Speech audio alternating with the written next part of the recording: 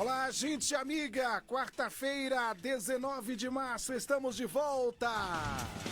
Somos uma só família, somos Melodia. Rádio é Melodia, rádio é Melodia. É isso aí, já quero lembrar do nosso aplicativo, que o link para você baixá-lo tá no nosso site, melodiaconquista.com.br. Chegando lá você vai ver um banner logo de cara para você baixar o nosso aplicativo. Lembrando que é para as principais plataformas, tá bom? Inclusive até para o Windows, se você quiser ouvir no seu PC, fique à vontade. Então tem para Android, iOS, para você ouvir a melodia em qualquer lugar do mundo, aí sem chiado, sem interferência, fique à vontade para você colocar a melodia aí também no seu bolso, através do seu aparelho, tá bom? Na manhã desta quarta-feira estou recebendo o pastor Jair Alves. Bom dia, pastor. Bom dia, Gilaelso. Bom dia, debatedores. Serão apresentados devidamente. Tá faltando um aqui ainda, né? Mas bom dia aos ouvintes da Rádio Melodia. E nosso desejo é contribuir com o tema.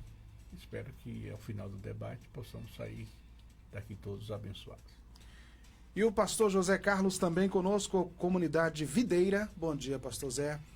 Bom dia, pastor Gil. Bom dia, pastor... Acabou de falar, não, acabei de esquecer. Jair Alves. Pastor Jair Alves, prazer estar Prazer, à mesa aqui contigo. Vou aprender muito hoje. E bom dia, boa tarde, bom dia a todos os nossos queridos ouvintes, né? Que sempre estão na escuta aí, sempre estão aí sintonizados na Rádio Melodia. Um abraço a todos. Muito bem, vamos então iniciar o nosso debate orando. Eu vou pedir ao pastor José Carlos que apresente este momento ao Senhor. Amém. Pai Santo, graças te damos, ó Pai, por mais um dia em que a tua misericórdia se renovou nas nossas vidas, como é promessa da tua palavra.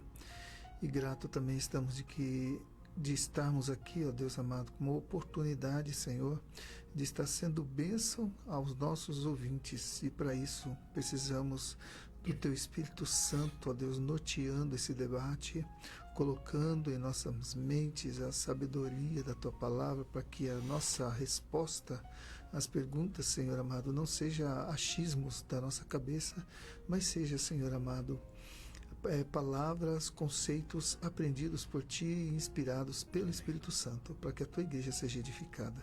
Assim nós oramos e Te agradecemos em nome do Senhor Jesus. Amém.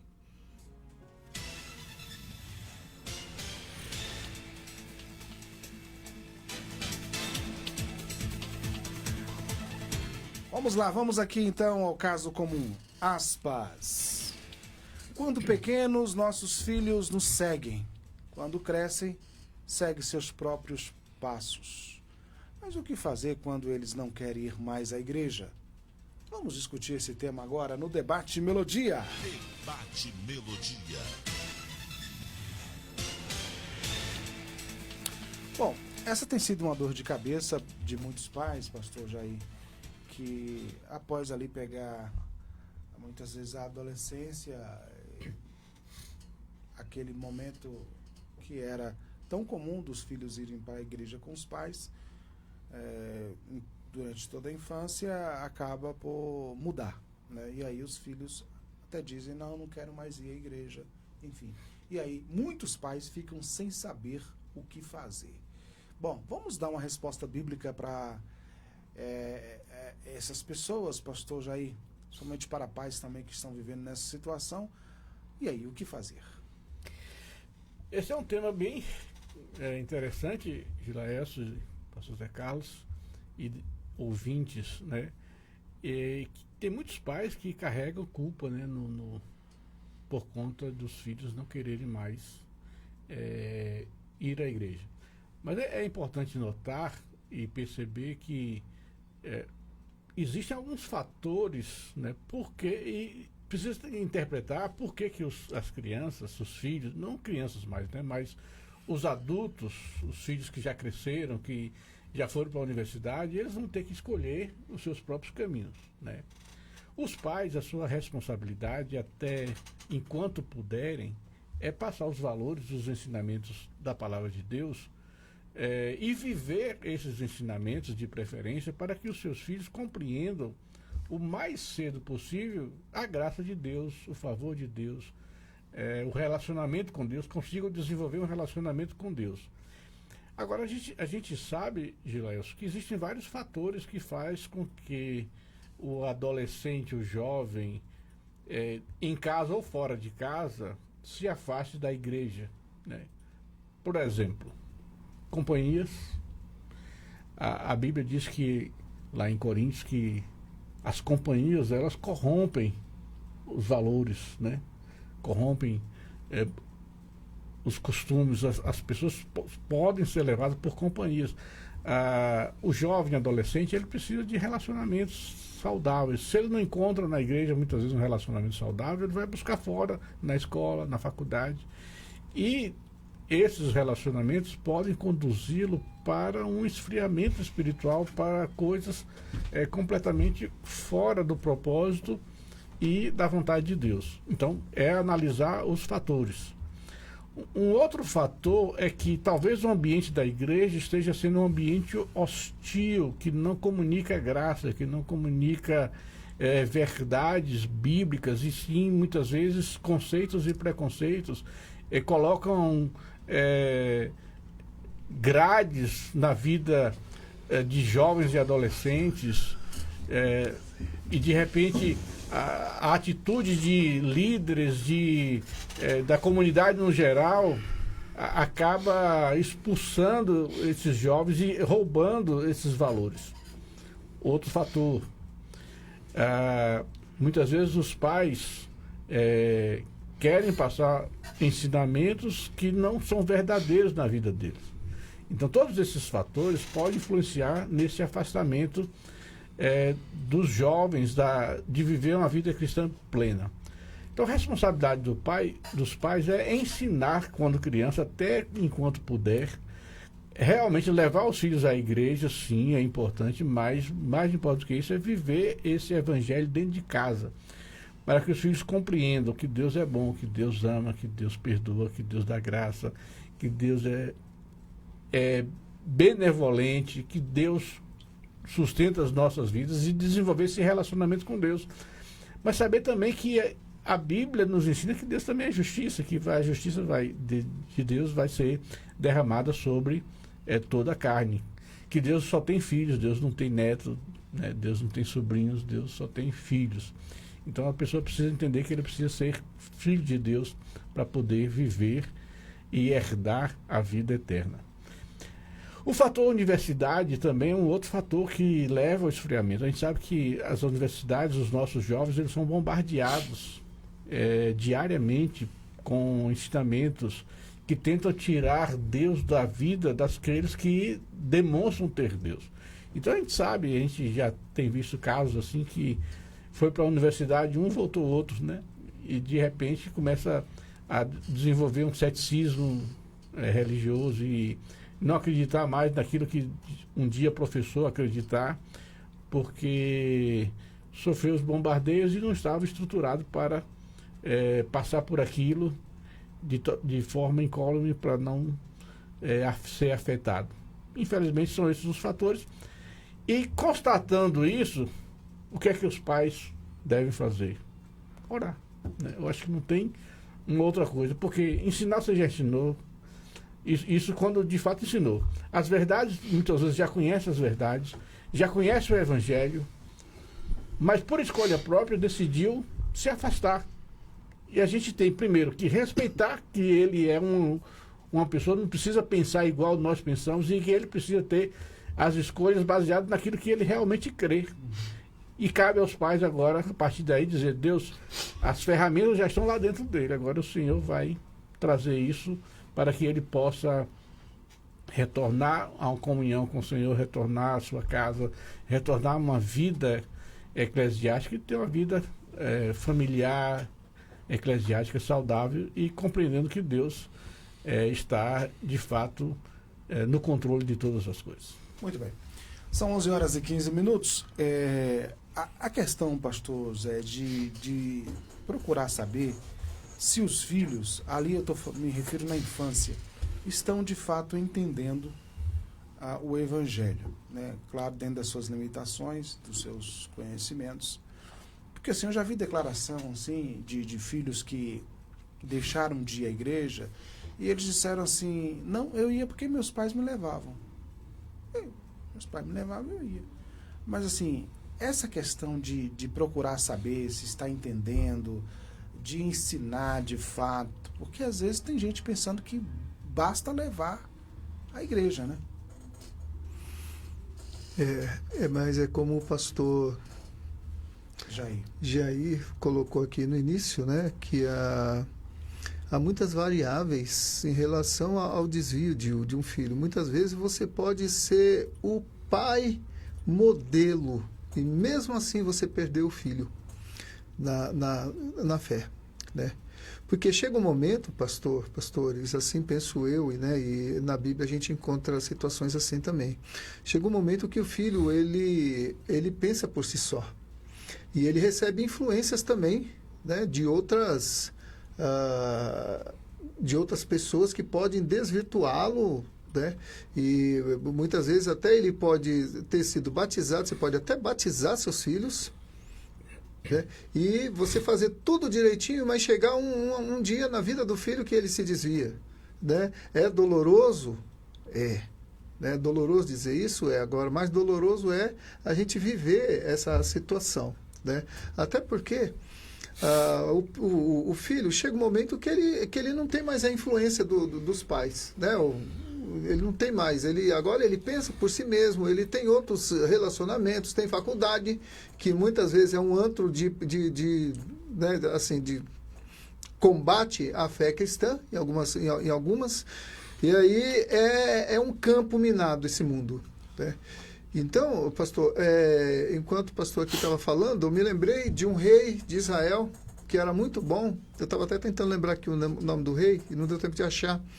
Ele era muito bom mesmo, um rei assim, aprovado por Deus, e ele teve um filho, e o filho foi exatamente o contrário. No que o rei errou?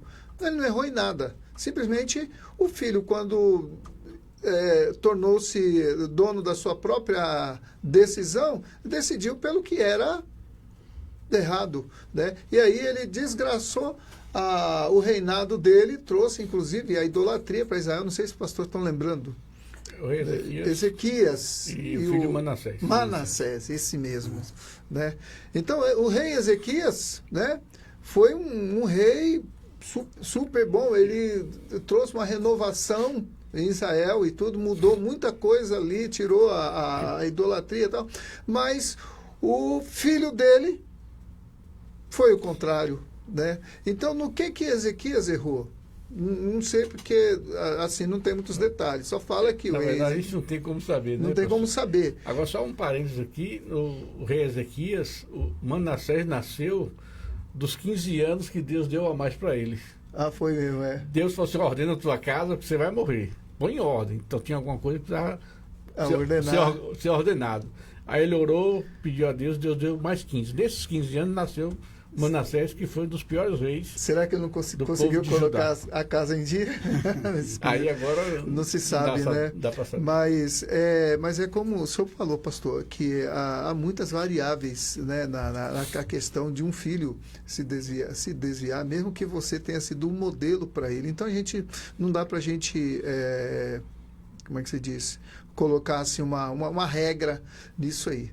Que eu já vi, né, pais que foram exemplos, amaram demais os filhos e levavam os filhos para a igreja, e o filho decidiu não ir mais, né? Não foi tal. Pode ser que no decorrer da vida ou mais para frente, né, na vida ele volta para a igreja, né? Amém por isso, mas a gente não tem como saber e como botar uma regra nisso aí. Agora, há um texto bíblico que está lá no livro de Provérbios que diz, né, ensina a criança no caminho que deve andar e quando for velho não se desviará dele, né? Então, existe essa promessa, mas o ensinar, como diz a palavra, muitas vezes a gente falha em alguma coisa, como todo ser humano, né? Por mais que perfeito queira ser, ele falha em alguma situação, né? Eu já vi, inclusive, pastor Gil, isso vocês devem ter já visto,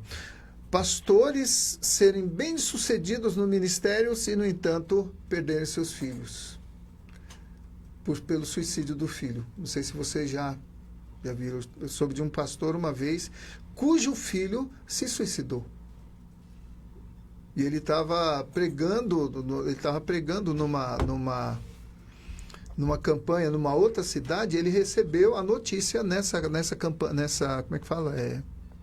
A pessoa vai pegar na conferência, né? Que ele estava ministrando. Ele recebeu, né, durante essa conferência, o telefonema de que o filho havia tirado a própria vida, né? Aquilo acabou com o ministério dele. Então a gente não sabe. Agora, o certo é claro, vamos fazer a nossa parte, né? Fazer a nossa parte, que é dar testemunho, andar com o filho, procurar ser a melhor influência do filho, né? Para que as possibilidades, né, sejam menores. Mas mesmo assim também a gente não pode ter uma certeza absoluta. Muito bem. 11 horas e 22 minutos. Nós estamos hoje discutindo este tema sobre quando o filho não quer ir mais à igreja, né? E aí muitas vezes os pais ficam sem saber o que fazer. Eu me lembro de um exemplo, pastor Marcelo, que já está conosco, né? Bom dia, pastor. Bom dia, Gila. Bom dia, queridos ouvintes. Bom dia, meus amados debatedores. É isso. E aí, eu me lembro desse exemplo de uma mãe que chegou chorando. Pastor, meu filho não quer mais ir à igreja, eu não sei o que eu faço, eu não sei o que eu fiz. E aí eu disse para ela, seja bem-vinda à vontade humana, né? Ele não quer ir à igreja, olha a vontade humana, né? Ele não quer ir mais. E aí, pastor Marcelo, nós temos o exemplo ali dado por Jesus na parábola do filho pródigo, né? Pai, me dê a parte da herança que eu quero ir embora. Quer, vá. Agora, o princípio você aprendeu aqui em casa, né? Enfim, isso nos remete a uma verdade, pastor Marcelo, assim, do trabalhar do Espírito Santo no coração da própria pessoa, né? Porque às vezes a gente também fica querendo fazer a obra, né? Nós, às vezes, fica querendo fazer a obra que é Deus quem tem que fazer. E aí, pastor Marcelo? E aí, pastor Marcelo? Descasca esse abacaxi aí. Hoje de manhã, Gila, eu fiz uma meditação, e na minha meditação justamente sobre esse tema. Está escrito lá que Paulo foi para um lugar, acho que à beira de um rio, de uma praia, e aí ele foi para orar, e ele então encontra uma mulher chamada Lloyd, gente, como é que é o nome da mulher? Aí fugiu agora. Lídia. Encontra Lídia e prega o evangelho para ela, e no versículo está assim, e Deus abriu o coração dela para acolher a palavra de Paulo. Não é? Então, Gila, nós como pais temos que orar para Deus abrir o coração dos nossos filhos para que eles entendam a palavra do evangelho e se convertam ao Senhor. Acho que sem essa ação de Deus seria impossível. Então, às vezes a gente fica querendo fazer a obra de Deus e a gente não tem como, nós não temos poder de conversão de ninguém, nós não somos o Espírito Santo que convence do pecado, da justiça e do juízo, nós somos apenas portadores da palavra. E nós precisamos, para os nossos filhos, não somente ser portadores da palavra, mas nós temos que ser exemplo para que eles, vendo o nosso bom comportamento, queiram também imitar a nós. Então, eu penso que é dessa forma que a gente vai conseguir ganhar os nossos filhos. Exemplo e palavra que transforma as vidas. Quando você vai observar, no Velho Testamento também a ideia é a mesma. Tem um versículo no Velho Testamento que Deus fala assim, olha, parafraseando, eu ainda não lhes dei coração que entendesse a minha vontade ou a minha palavra, ou meus desígnios. Então, Deus já falava isso para o povo de Israel, de que Ele quem traz a revelação. Você vai encontrar em outras cartas de Paulo orando para que Deus abrisse o entendimento da igreja, para que a igreja pudesse compreender o seu chamamento. Efésios fala sobre isso. Nós vamos ver Em outro texto, agora eu não estou lembrado do contexto, mas está lá escrito assim, que Jesus abriu o entendimento dos discípulos para compreender as Escrituras. Então nós vamos observando isso, de que tem que haver uma ação de Deus na nossa vida, para que a gente possa compreender. Por quê? Sem Cristo nós estamos mortos nos nossos delitos e pecados. E sem Cristo não há como a gente compreender o Evangelho, não existe essa possibilidade. Se não houver uma ação externa de Deus dentro do nosso coração, nós jamais vamos compreender as Escrituras, porque Paulo vai falar isso na carta aos Coríntios, quando ele vai falar que o homem natural, e tem outra tradução que diz o homem sem o Espírito, ele não entende as coisas de Deus porque lhe parecem loucura. Então, o homem natural jamais vai conseguir compreender as coisas de Deus porque ele está morto em delitos e pecados e não consegue chegar a Deus de hipótese nenhuma. Esse homem tem dois problemas graves. Ele tem um problema de entendimento, ele não consegue entender espiritualmente o que está escrito, e ele tem um outro problema grave, que é ele não consegue ter vontade de entender. Então, por quê? Porque ele está morto. Então, Gila, os nossos filhos, a gente não deve olhar para os nossos filhos porque são filhos de crentes ou filhos de pastor especialmente, e a gente achar que os nossos filhos vão para o céu porque nós somos pastores. Os nossos filhos precisam de conversão. Meu filho mais velho se converteu e já foi caminhando no Evangelho, e a gente viu isso. O meu filho mais novo, eu observava o comportamento dele, não era um comportamento promíscuo, nada de errado nesse sentido assim de ir para o mundão. Mas a gente via que faltava alguma coisa no meu filho mais novo. Aí o que acontece? As pessoas perguntavam, pastor, você não vai batizar o Levi? Não, eu falei, não, ainda não é hora de batizar Levi, porque eu via no nosso dia a dia essa necessidade ainda de uma mudança. Aí um dia Levi foi para o encontro de jovens com Cristo da Igreja Centenário, lá do meu querido pastor Estênio. E lá, nesse encontro, Levi teve um encontro com Cristo. E aí, Gila, não tem como. O Levi de antes desse encontro e o Levi de depois desse encontro, não tem como dizer que é a mesma pessoa. O Levi foi transformado por Deus. E aí eu podia perceber, sim, que lá nesse encontro, Deus abriu o coração dele e ele conseguiu entender a mensagem do Evangelho e se converteu. Então a gente precisa caminhar nesse sentido de que nós não podemos fazer nada, humanamente falando, para que os nossos filhos se convertam. Se não houver uma ação de Deus, não vai acontecer. Muito bem, 11 horas e 28 minutos. Essa é a minha preocupação em relação ao tema, pastor Jair. Porque, assim, claro, os pais têm um papel importante no processo, que é o ensino, né? É o ensino, não somente o ensino, mas o exemplo, como o senhor bem citou, né? O exemplo. Mas é bom que se diga que quem faz a obra, quem realiza o convencimento é o Espírito Santo. Uhum. Assim, outro dia eu dizia lá num sermão lá na nossa comunidade o seguinte: se o seu filho ele não se ele não se encontrar com Deus, se ele não nascer de Deus, se ele não tiver uma experiência pessoal com o Senhor, o que você vai poder fazer, né? Eu acho que a gente precisa entender também essa questão, né? Que é preciso uma experiência pessoal com Deus. O ensino é importante? Tem que ser feito? Tem. Se negligenciar, vai ter consequências diante de Deus os pais? Vão. Mas é preciso também, pastor Jair, colocar essa questão, né? Uhum. Esse é o grande problema, Girás, também, que a gente esquece muitas vezes que quem vai trabalhar no coração deles, de verdade, não somos nós. Nós só fornecemos as ferramentas, digamos assim, o conhecimento, as verdades. Mas quem vai pegar essas verdades e aplicar de verdade no coração dos nossos filhos é o Espírito Santo. Então, se ele não trabalhar, e ele trabalha assim, não é tudo igual, sabe? A gente vê assim, como o pastor Marcelo falou assim, como os filhos deles funcionaram, digamos assim, diferente. É porque eles foram diferentes no ensino? Não. É porque filhos são diferentes, né? Em todas as circunstâncias, os filhos nascem já com uma personalidade, um jeito diferenciado. Então, os pais precisam ter a sabedoria e a direção de Deus para tentar inculcar, como a Bíblia fala, né? Inculcar mesmo, inculca. Ensina, sentado, levantando, deitando, acordando, jogando bola, brincando, tomando café, almoçando. Começa a colocar as verdades. Às vezes não é só quando você senta, vem cá meu filho, deixa eu abrir a Bíblia aqui, vou ler. Isso é importante.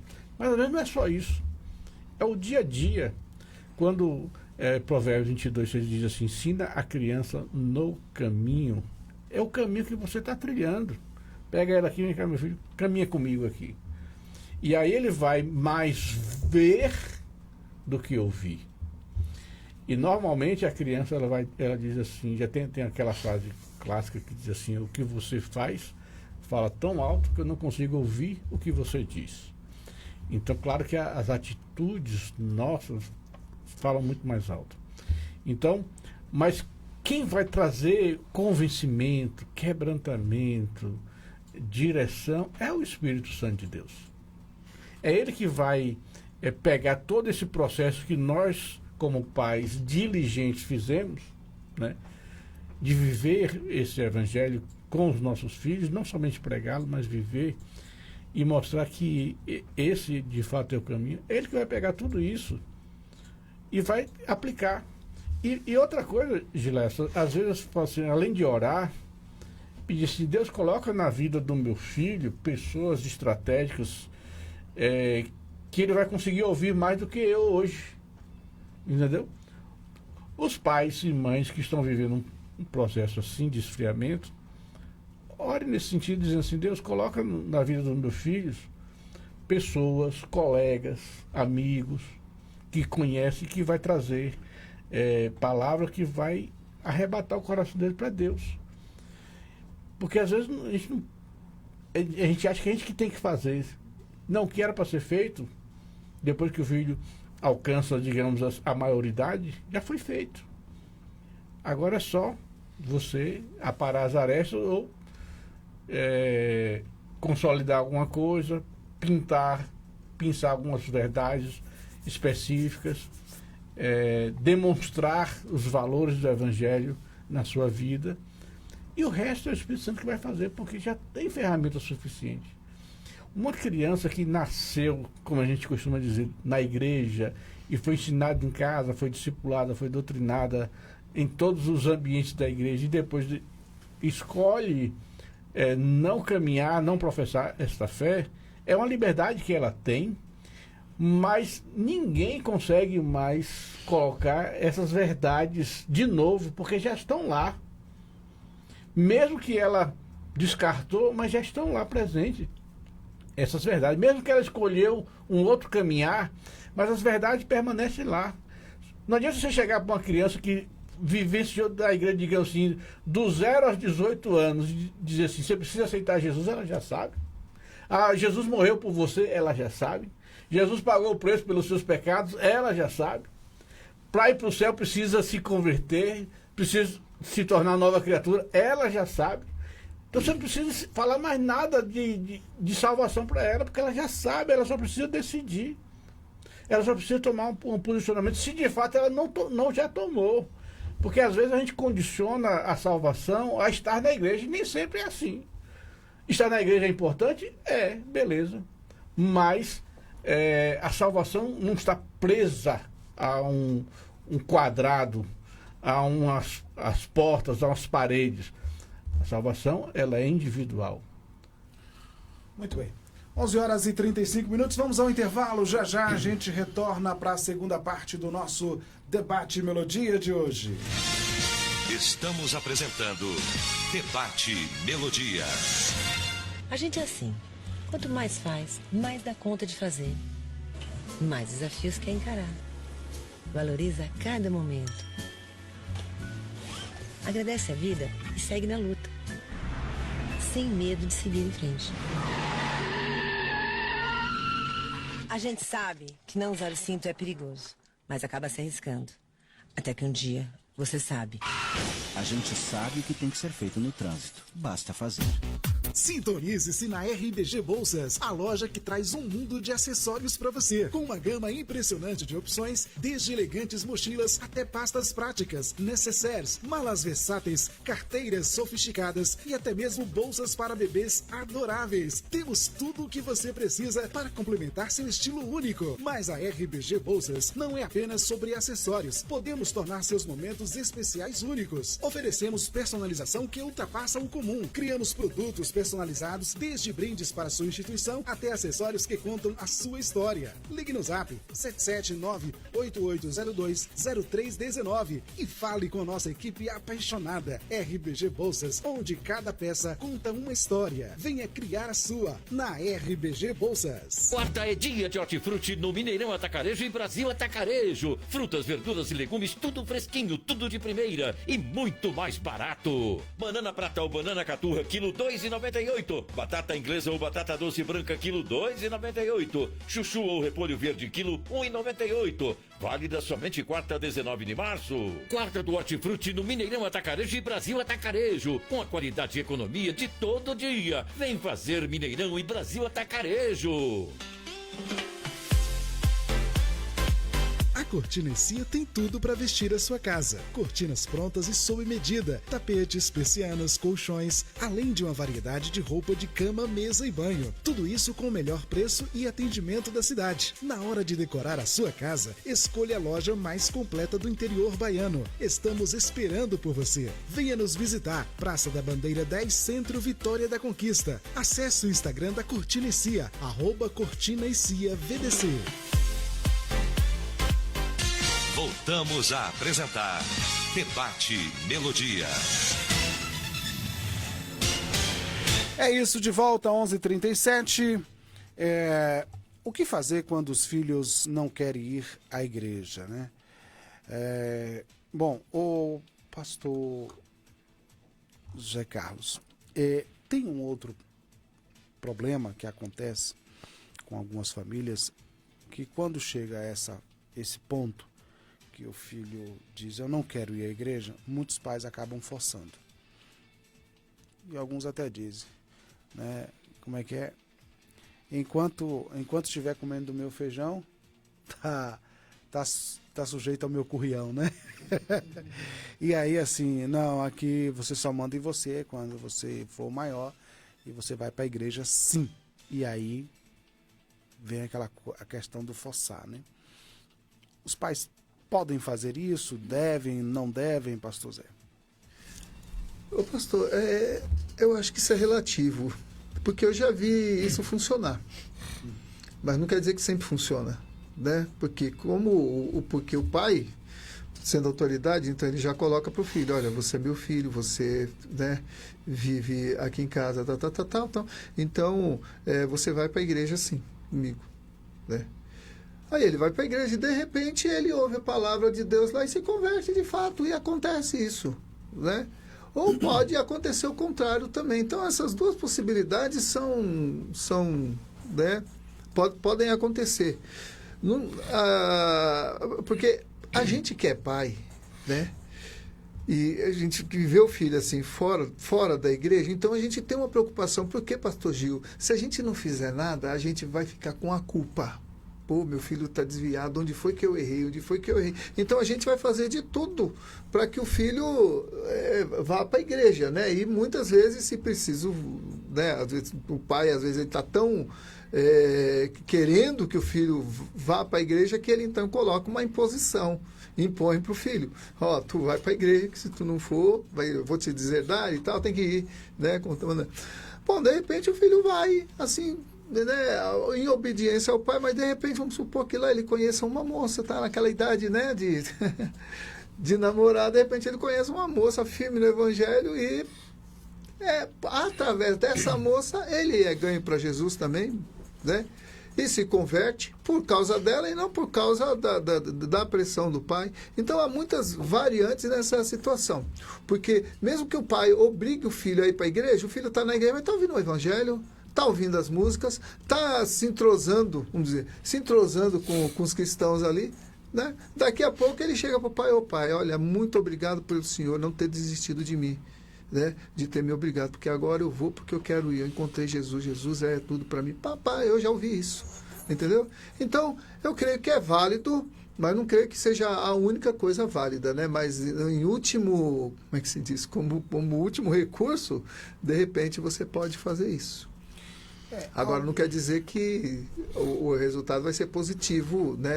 Agora, pelo menos vai te aliviar e, de repente, o resultado pode ser positivo. Não é matemático. Não é Alguns matemático. usam o texto de Zacarias para contrariar essa ideia aí de que você, em alguns casos, você tem que forçar, não, nem por força, nem por violência, mas pelo meu espírito. Alguns usam esse texto. Mas, de fato, quem faz a obra é o Espírito Santo. Mas e aí, pastor Marcelo, essa questão dos pais, quando se depara diante de uma situação dessa, muitos ficam sem saber o que fazer e, às vezes, optam por forçar. Como é que o senhor vê isso aí? Eu já encontrei pais que fizeram isso, né?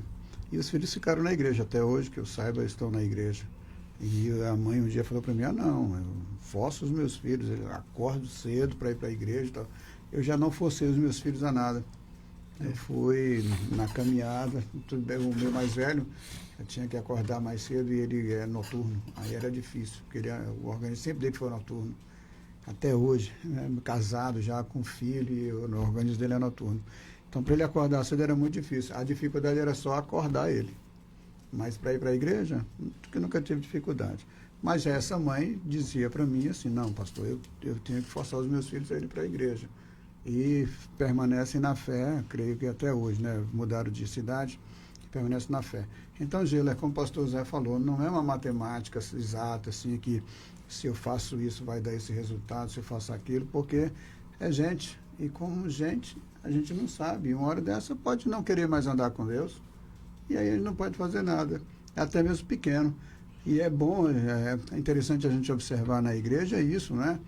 Quantas crianças que cresceram na igreja, correndo ali na igreja, e de repente já não estão mais frequentando. Lá na igreja, antes do culto, né? Eu gosto de ver aquele barulho de criança correndo. Aquilo me faz bem, me faz muito bem. É a sensação de vida na igreja, né? Tem alguns pastores que não gostam. Eu gosto demais de ver barulho de criança. No culto, quero que eles aprendam com os pais a cultuar, né? Que eles fiquem junto dos pais ali e participem junto com os pais. É claro que nem todo pai entende essa dinâmica de ensinar o filho a cultuar, né? Mas tudo bem. Mas eu gosto disso porque eu quero que as crianças vejam na igreja um ambiente agradável e não que um dia minha irmã contou para mim que quando a filha pequena, né, queria sair para ir ao banheiro, alguma coisa assim, ela beliscava a criança. E de beliscão em beliscão, a menina cresceu e não quer saber do evangelho. E aí a gente precisa tomar muito cuidado com isso, mas muito cuidado com isso mesmo, para que a gente não esteja afastando os nossos filhos da fé, ao invés de estar sendo exemplo e mostrando através da nossa vida que eles precisam crer em Jesus. Eu só queria ler um versículo aqui, Gila, que eu gosto muito demais mesmo. Paulo escreve na Timóteo. Ele diz assim: recordo-me da sua fé não fingida, que primeiro habitou em sua avó Lloyd e em sua mãe Eunice, e estou convencido de que também habita em você. É interessante isso. Vamos olhar aqui só pelo texto. Uma hierarquia, né? Hierarquia. Lloyd, a avó, depois a mãe e o filho. São 3 gerações convertidas ao Senhor. Mas Paulo faz no verso 6, ele faz uma observação que eu acho interessante. Ele, por essa razão de você ter essa hierarquia na sua família, torna a lembrar-lhe que mantenha viva a chama do dom de Deus que está em você. Então, Paulo fala assim, não, tudo bem, você tem toda essa história familiar, mas você precisa manter acesa a chama, aqui embora seja ministerial, né? Mas a chama no seu coração, para que, quem sabe, os seus filhos também estejam nessa hierarquia. Bem lembrado. Muito bem. Voltando à questão anterior, pastor Jair, sobre a vontade dos filhos, há quem seja mais radical nesse sentido, que entenda o seguinte, que se os filhos cresceram e não querem ir mais à igreja, os pais erraram em algum ponto. Há quem pensa assim. E aí não considera a questão da vontade da pessoa, né? Então acha que se os filhos desviaram-se do caminho, não quiseram seguir a Jesus, os pais erraram em algum ponto. E aí, pastor Jair? Veja bem, Gilés. Errar, todo pai, toda mãe vai errar. Tem jeito. Nós não somos perfeitos, não tivemos pais perfeitos e também não temos filhos perfeitos. Ponto. Então nós erramos. A gente não pode carregar culpa, né? Porque todo mundo tem livre-arbítrio de fazer suas escolhas, de exercer sua vontade, de ser um cidadão responsável e responder pelas suas escolhas, pelos seus erros, pelos seus acertos. Então carregar culpa não vai resolver problema. Ah, onde foi que eu errei? Preocupa com isso não. Preocupa com como você pode acertar agora. Porque você não vai chegar numa conclusão. Ah, eu errei nisso, errei naquilo. E vai mudar o quê? Isso, nada. Então é olhar sempre para frente. Então, não carregar essa culpa e não deve ter esse radicalismo. Eu acho que a gente precisa respeitar e entender que os nossos filhos são seres pensantes, que têm vontade, que têm escolha. E se eles fizerem essa escolha, a gente respeita, a gente diz, olha, não concordo com a sua escolha, eu fico triste com a sua escolha, mas eu respeito. E vou orar para que Deus mude seu coração. Então, assim, é entender que quem vai fazer o que vai fazer é Deus. Como foi citado aqui a questão do filho pródigo, por exemplo, que pediu os bens não precisou ninguém falar com ele. Alguém foi evangelizar o filho pródigo e falou assim, ó rapaz, você está doido, você está fora de casa, volta para casa. Não, ele caiu em si.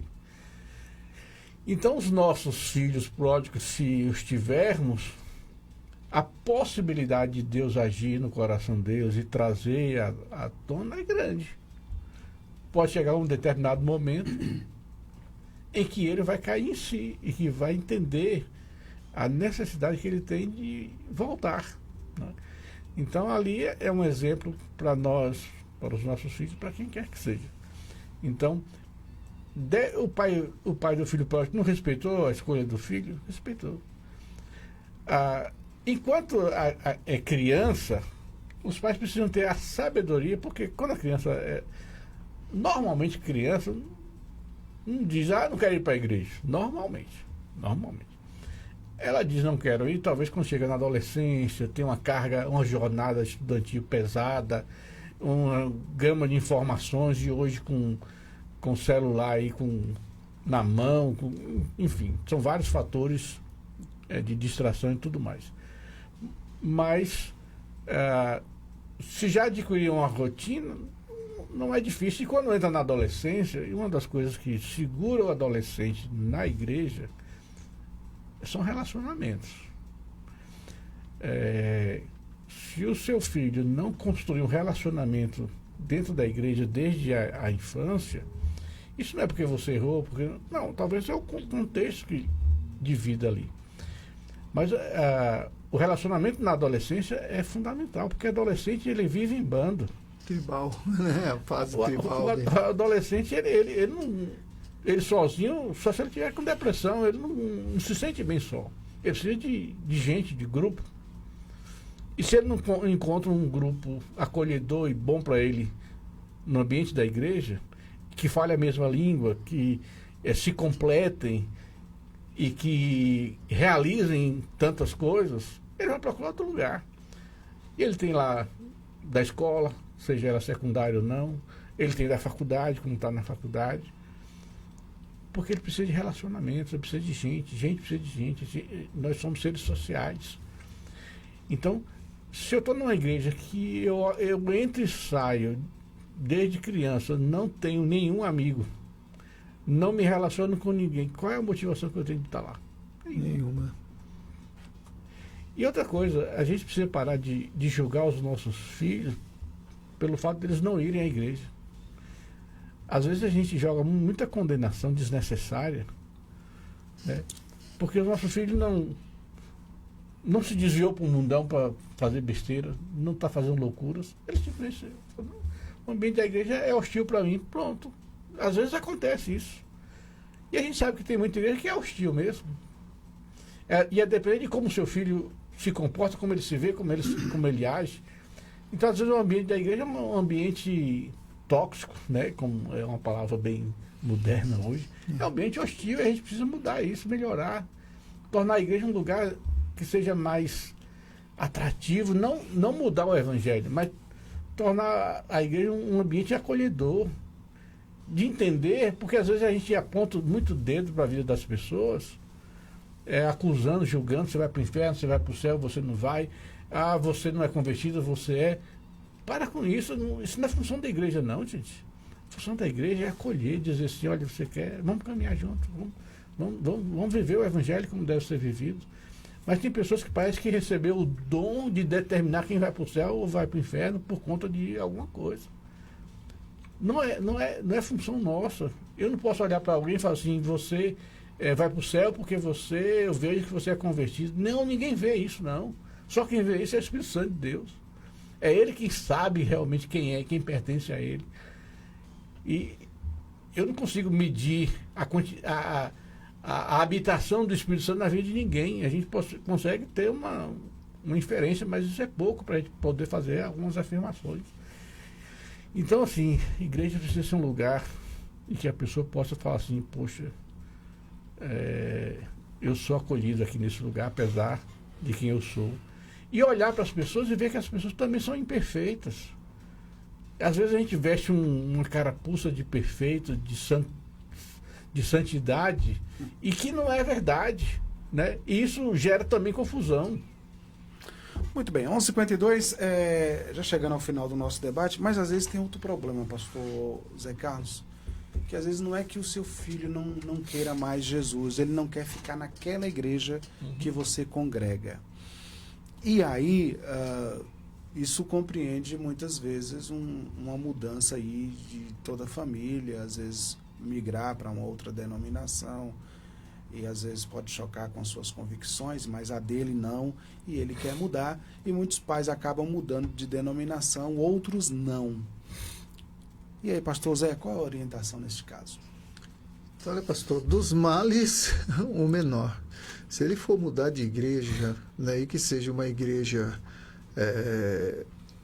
com os princípios bíblicos, pode até ter, por exemplo, vamos uma igreja que seja pentecostal, vamos supor, né? Uma igreja tradicional, e de repente ir lá para a igreja.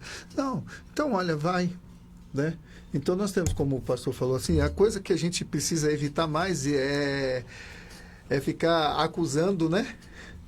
Depreciando outras denominações. Então, dos males o menor. Se ele quer, até mesmo se uma outra igreja que fala de Jesus Cristo, que fala, olha, amém, vai lá, congrega, né? O bom mesmo seria se tivesse comigo, né? Fazendo parte. Mas, se tá em outra igreja, uma vez Daniel, ele congregou aqui na igreja do pastor Célio, e a gente congregava em outra igreja. Daniel, quando trabalhava aqui, o meu filho, né? E hoje está lá conosco, né? Mas se ele de repente fala, não, vou para outra igreja, mas ele já é grande também, casar, já tem filho, tudo, né? Mas o mais importante é que ele esteja né, numa igreja que pregue Jesus. Ele não precisa necessariamente estar comigo, né? E uma coisa também que enquanto o pastor estava falando aqui, que é interessante, eu acho que a oração é a chave de tudo. Né? Porque muitas vezes a gente vai, impõe, briga e tal, e faz com os nossos argumentos, né? Para os filhos, com a nossa força, até com a nossa indignação. Não, meu filho, você vai para o inferno, você não pode ir para o inferno, porque eu não criei filho para ir para o inferno e tal. Né? E a gente, então, usa mais a força e a coisa da mente do que joelhos no chão. Eu acho que o que vai mais dar efeito nesse caso é o joelho no chão, é a intercessão, é a oração. Senhor, salva meu filho, Senhor, me dá sabedoria. E às vezes, nesse processo de você orar para que Deus salve seu filho, Deus ele vai te dar sabedoria, porque às vezes você está lá sem muita sabedoria, né, para poder trazer o filho para a igreja, é com obrigação, é com imposição, é com pressão, né? E aí você ora a Deus para salvar seu filho, de repente vem alguém e conversa com você, meu filho, tem uma palavra de Deus para você, falando para você como pai, né? Olha, Não faça pressão no seu filho, não, porque ele tem que decidir por ele mesmo. Seja o melhor amigo dele, seja o maior companheiro dele, seja o melhor compreensor dele e seja o maior intercessor da vida dele, né, diante de Deus. O resto, deixa Deus fazer. Né? É isso que a gente precisa fazer mais do que ficar forçando o filho. Né? É claro, chega um momento que fala, olha meu filho, esse é o caminho, andai por ele, diz a palavra, né? Mas chega um momento que você perde a questão do diálogo, tudo, ele já está decidido. Aí é oração, né? É oração, é joelho no chão, é pagar o preço para que seu filho, mais cedo ou mais tarde, seja salvo, nem que seja numa outra igreja, nem que seja no último dia da vida dele, sei lá. Bem, concordo. Muito bem, é isso mesmo, pastor Marcelo? Sim. Quando meu filho se converteu lá na Centenário, a gente sentou e eu conversei com ele. Filho, você quer ficar na Centenário ou você quer ficar em Getsemane? Se você quiser ficar lá, você vai estar em ótimo lugar. Não é? Ele falou, não, papai, eu vou ficar na Getsemane mesmo. Não é? Toda a amizade que ele tem e tal, ele está lá com a gente até hoje. Se ele tivesse ido para lá, para mim não ia ter nenhum constrangimento. Um pastor tem um filho em outra igreja. Para mim, o importante é meu filho estar no reino. Não é? É uma igreja bíblica, uma igreja que eu considero extremamente séria. O pastor Stênio é uma pessoa que para mim é extremamente séria. Então o importante para mim é isso. Está cuidando bem. Estaria bem cuidado. Estaria bem cuidado, com certeza. Pastor Stênio Mas e se for só minha igreja? Não, é tranquilo também. Para mim o importante é meu filho estar no reino. Né? O importante é isso. É isso. 11h57, gente, quero agradecer aqui os nossos debatedores, obrigado ao pastor Jair Alves, também ao pastor José Carlos e ao pastor Marcelo Andrade pela colaboração ao nosso debate. Obrigado você, tá vindo aí Rádio Fé, nosso amigo Léo Pereira chegando, e o Debate Melodia fica assim, amanhã, quinta-feira, 20 de março, se o Senhor Deus nos permitir, estaremos de volta para mais um Debate Melodia. A gente é assim, chega uma hora que quer mais